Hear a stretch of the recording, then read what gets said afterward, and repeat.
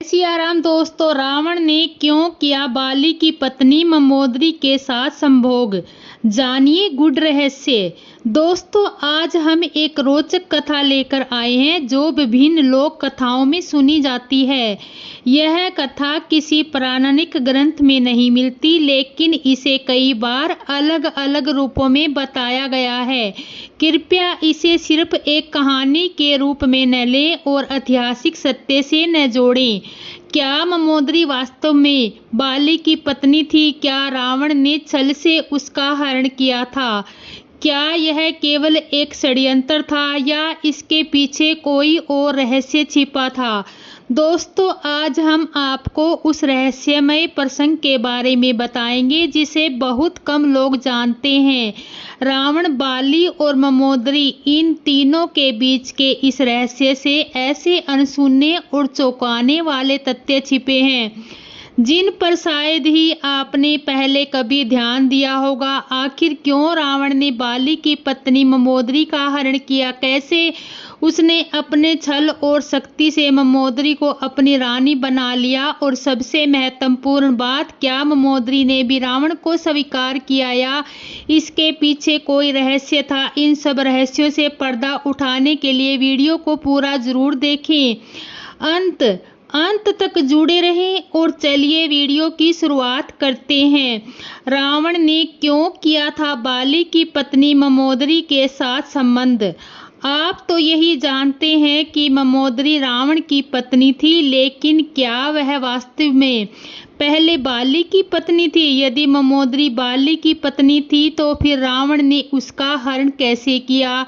कैसे उसने मंदोदरी को अपनी पत्नी बना लिया? कैसे उसने मंदोदरी के साथ संबंध स्थापित किए? इन्हीं सभी प्रश्नों के उत्तर जानने के लिए आज हम इस वीडियो में चर्चा करने जा रहे हैं। तो जुड़े रहिए हमारे साथ और इस कथा के रहस्यों को जानने के लिए वीडियो को अंत तक जरूर देखें। बात उन दिनों की है जब तीनों लोकों में दो महाबलशाली योद्धाओं की चर्चा होती है। एक लंकापति रावण, जो अपने अद्भुत पराक्रम से तीनों लोकों को जीतने के अभियान पर था, और दूसरा किसीदा का अपराज्य योद्धा बाली, जिसे स्वयं भगवान विष्णु का वरदान प्राप्त था। बाली को यह अद्वितीय वरदान प्राप्त था जो कि उसे युद्ध करेगा उसकी आधी शक्ति समस्त बाली की समाहित हो जाएगी। इसका अर्थ था कि बाली से युद्ध करने वाला योद्धा जितना ही शक्तिशाली होगा उतना ही आर्थिक बलशाली बन जाएगा, लेकिन केवल वरदान की बाली की शक्ति का एकमात्र कारण नहीं था। बाली एक महान तपस्वी था। वह प्रतिदिन संध्या वंदन करता था, गहन ध्यान और कठोर तपस्या में लीन रहता। उसका नियम था कि वह जब तक वह संध्या वंदन नहीं करता तब तक उसकी कोई भी गतिविधि प्रारंभ नहीं करता। यदि वह किसी शत्रु का वध करता तो अपने पापों के निर्वाण के लिए घोर तपस्या करता। इसी कठोर तपस्या के कारण उसकी शक्ति 3 दुगनी 4 चौगुनी बढ़ती जा रही थी।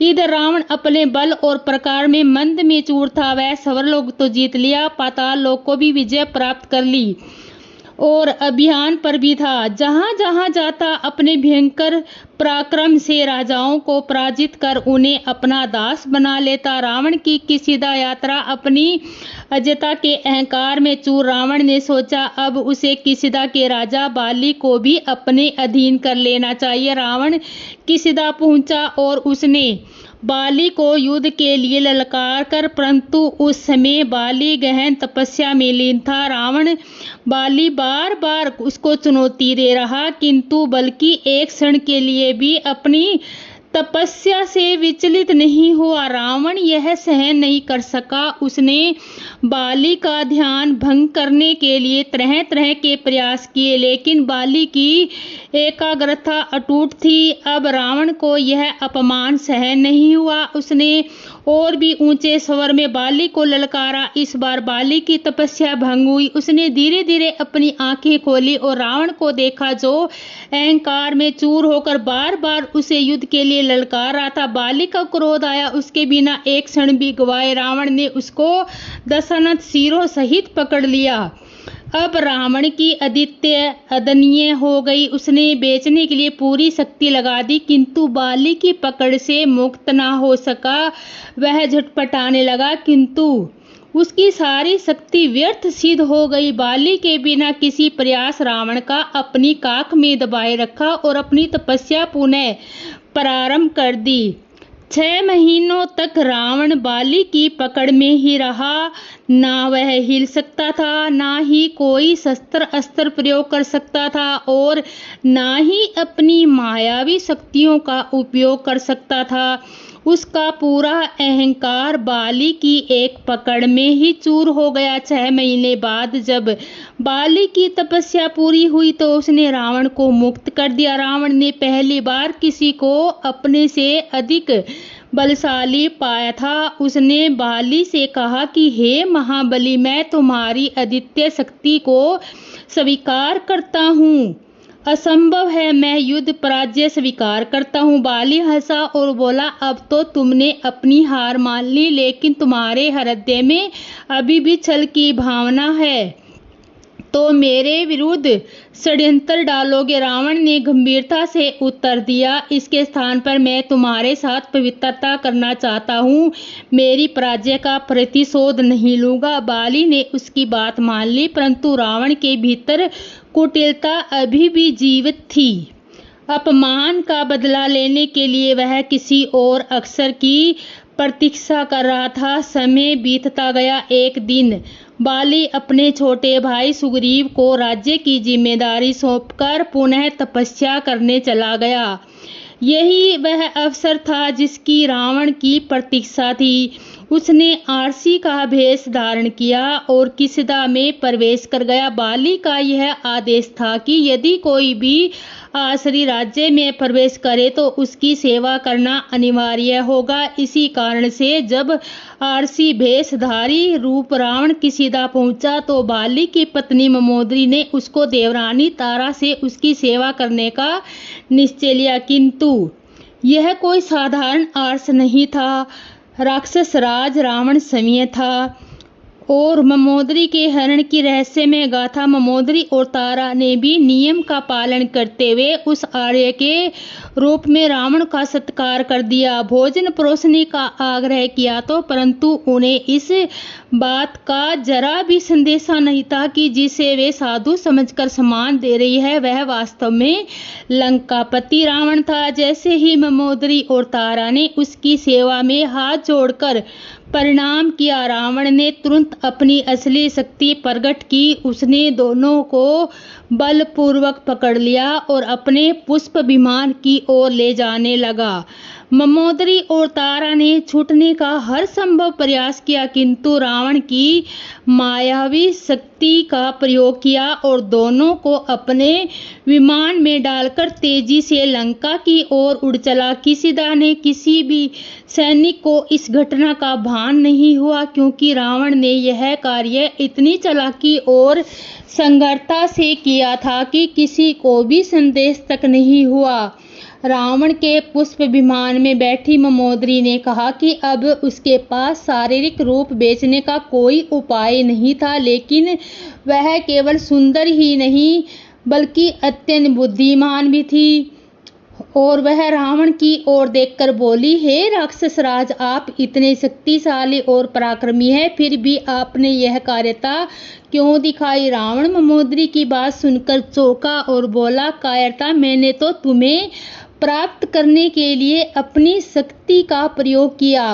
मंदोदरी ने गंभीर स्वर में कहा, आपकी वीरता अब सिद्धि होती जब आप मेरे पति बाली से युद्ध करके विजय प्राप्त करते हैं और फिर मुझे जीत कर ले जाते हैं, लेकिन आपने जो किया है वह एक योद्धा के लिए गोपनीय नहीं है। रावण मंदोदरी की चतुराई से प्रभावित हुआ, लेकिन फिर उसने हंसते हुए कहा, मंदोदरी, मैंने सुना था कि तुम अनुपम सुंदरी हो। तुमने मैंने सोचा था कि यदि मैं तुम्हें देखूंगा तो मेरी जिज्ञासा समाप्त हो जाएगी, लेकिन तुम्हें देखकर तो तुम्हारा दीवाना हो गया। मैं जानता हूँ कि बाली से युद्ध करना मेरे लिए मूर्खता होगी, क्योंकि उसका वरदान मुझे अजय बना देता है। इसलिए मैंने यह मार्ग चुना और तुम्हारा हरण किया। युद्ध नीति हो या राजनीति, विजय प्राप्त करने के लिए हर संभव उपाय करना ही पड़ता है।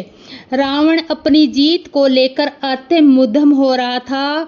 अब उसने तारा को बचाने के लिए एक युक्ति सोची। वह संयमित स्वर में बोली, लंके, अब जब आपने हमें हरण ही कर लिया तो मैं आपसे एक विनती करना चाहती हूँ।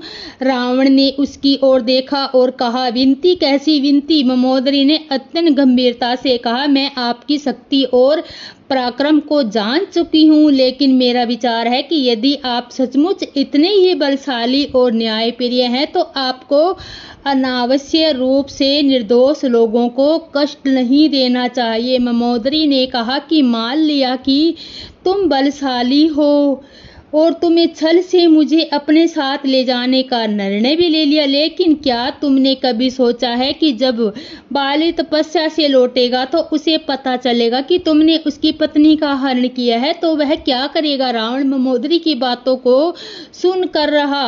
मंदोदरी आगे कहा, बाली केवल एक पति नहीं बल्कि एक शक्तिशाली योद्धा और अपने राज्य का संरक्षण भी है। वह लौटेगा तो तुमसे बदला लेने के लिए अपने पूरे राज्य की सेना को लेकर लंका पर चढ़ाई करेगा। उस युद्ध में न जाने कितने निर्दोष सैनिक मारे जाएंगे, कितनी माताओं की गोद सुन्नी हो जाएगी, कितनी बहनों के सुहाग उजड़ जाएंगे और न जाने कितने बच्चे अनाथ हो जाएंगे। क्या तुमने कभी सोचा है कि तुम्हारी इस एक गलती से कितना बड़ा ध्वस्त हो सकता है? रावण मंदोदरी की बातों को सुनकर थोड़ा विचलित हुआ, लेकिन फिर भी उसने गर्व से हंसते हुए कहा, मंदोदरी, मैं युद्ध से नहीं डरता। अगर मैं 6 महीने तक भी तुम्हें अपनी बना सका तो मुझे उसके बाद मरने का भी कोई भय नहीं है। मैं तुम्हारे बिना नहीं रह सकता। मंदोदरी मन ही मन मुस्कुराई। वह जान गई थी कि अब तो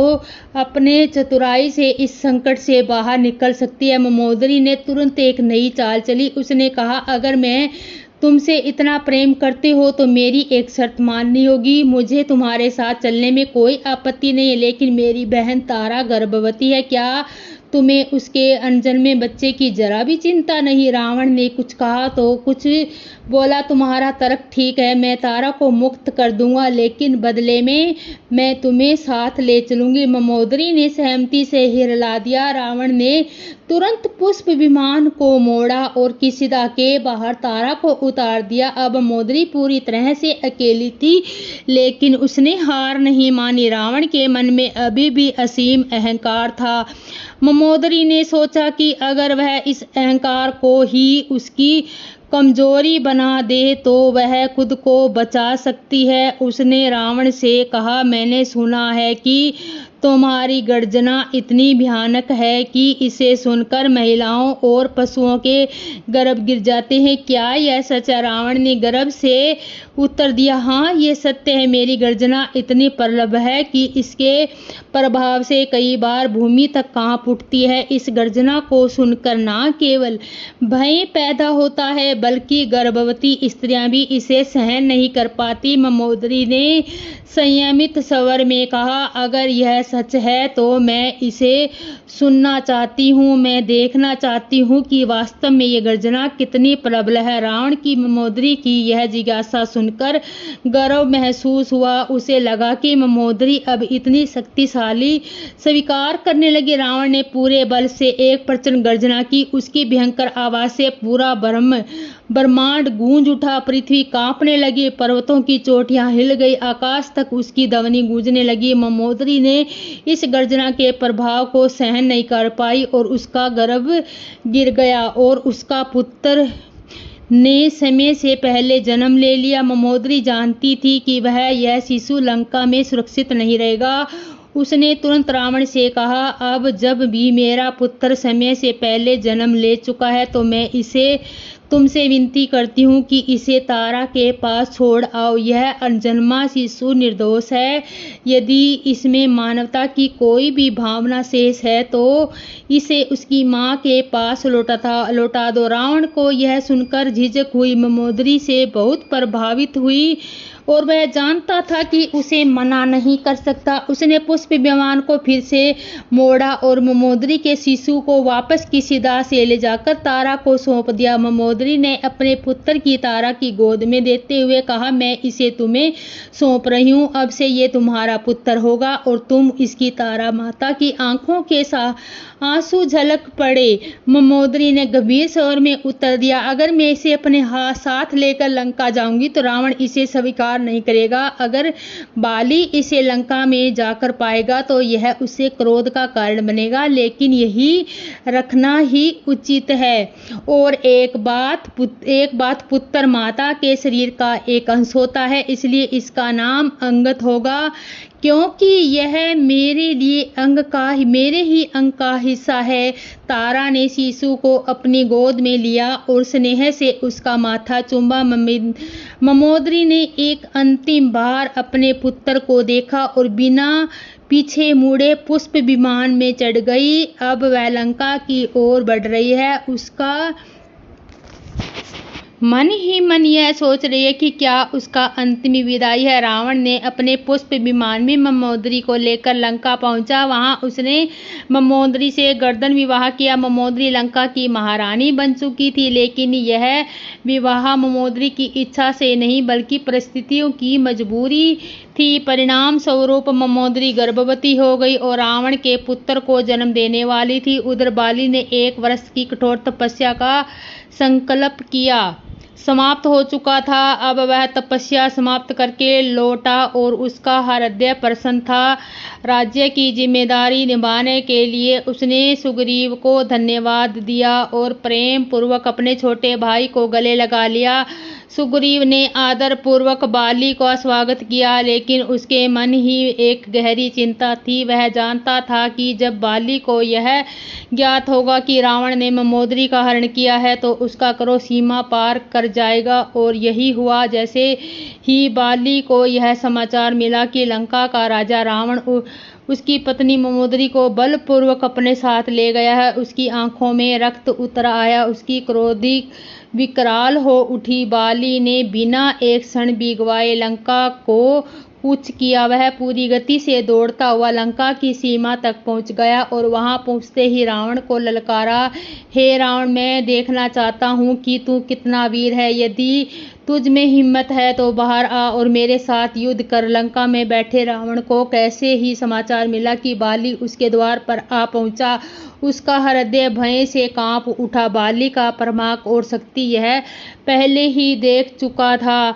वह जानता था कि बाली के सामने उसका टिकना संभव है, इसलिए रावण भयभीत होकर एक महल से दूसरे महल में छिपने लगा। परंतु बाली कहाँ शांत बैठने वाला था। वह लंका के हर मार्ग पर घूमता रहा, हर गली में ललकारता रहा, रावण, यदि तू सचमुच वीर है तो बाहर आ। रावण की दशा ऐसी हो गई कि वह कभी इस कक्ष में तो कभी उस कक्ष में जाकर छिपने लगा। वह कोई उपाय नहीं खोज पा रहा था, जैसे कैसे बाली को अपने प्राणों की रक्षा की जाए। मंदोदरी ने बचाई लंका। मंदोदरी यह सब देख रही थी। यह समझ गई थी कि अगर बाली और रावण का सीधा टकराव हुआ तो पूरी लंका युद्ध में आग में जल जाएगी। न जाने कितने निर्दोष लोग मारे जाएंगे, न जाने कितने परिवार उजड़ जाएंगे। इसलिए मंदोदरी ने लंका को विनाश से बचाने का निश्चय किया। उसने रावण से कहा, यदि तुम सच में अपनी प्रजा से हितैषी हो तो युद्ध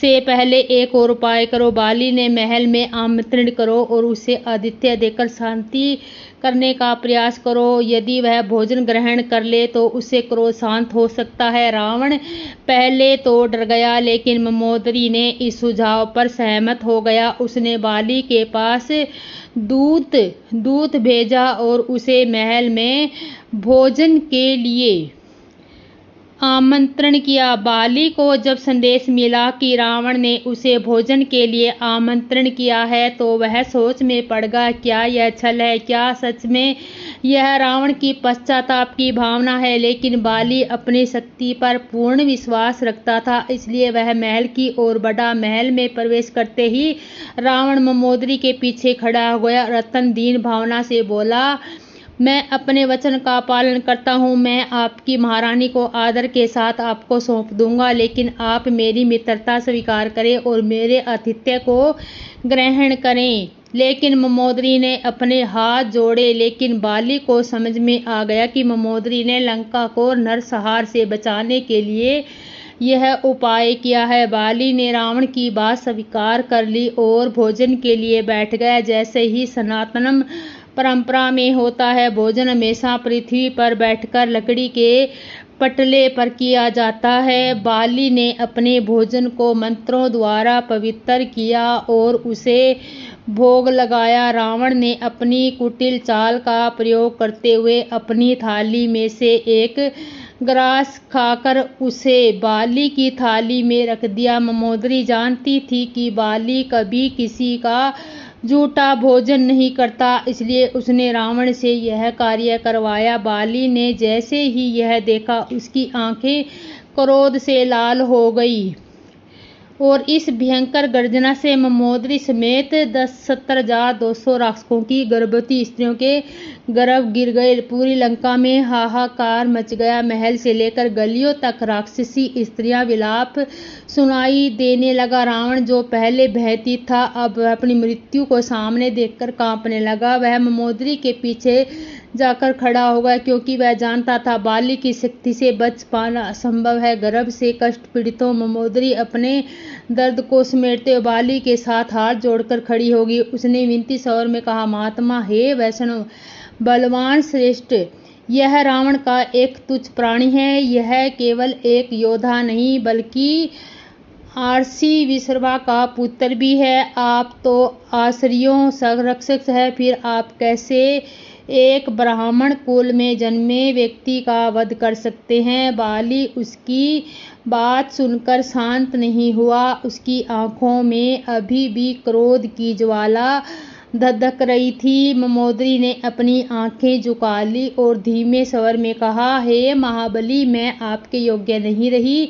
इसके मेरे जो कुछ किया उसके कारण मैं और मेरी ओर देख भी नहीं सकते।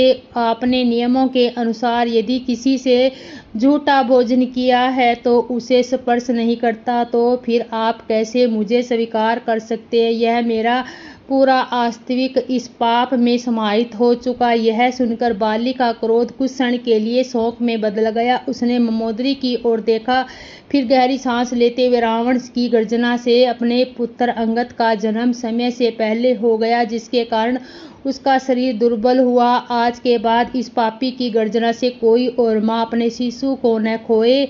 खोस के यह कहकर बोली, पुनः एक प्रचंड गर्जना की। इस बार उसकी गर्जना इतनी भयानक थी, लंका के सभी गर्भवती स्त्रियों के गर्भ गिर गए। चारों ओर हाहाकार मच गया। महल में से लेकर गलियों तक माताओं की चीखें सुनाई देने लगी। रावण ने अपने प्राणों की रक्षा के लिए फिर से मंदोदरी के पीछे शरण ले ली। अब लंका विनाश के कगार पर थी।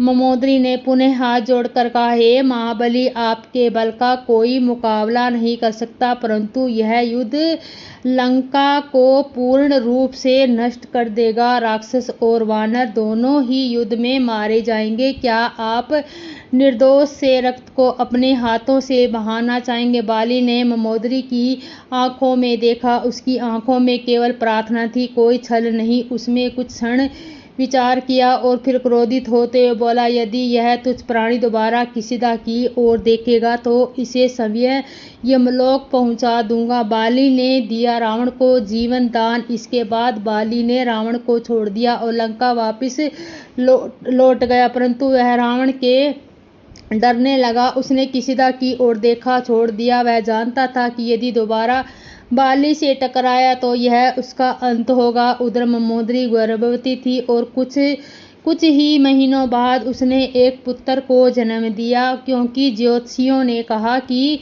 उसका जन्म अशुभ समय में हुआ है, जिसने रावण की मृत्यु का संकेत मिलता है। रावण ने उसी क्षण निर्णय लिया कि उसकी संतान का पालन पोषण लंका में नहीं होगा। उसने अपने जन्म पुत्र समेत 62,000 नवजात शिशुओं को एक नदी में बहा दिया। दोस्तों, ये कहानी लोक मान्यताओं पर आधारित है। यह कथा सत्य को पुष्टि नहीं करता, इसलिए कहानी को ही समझ कर सत्य से जोड़े।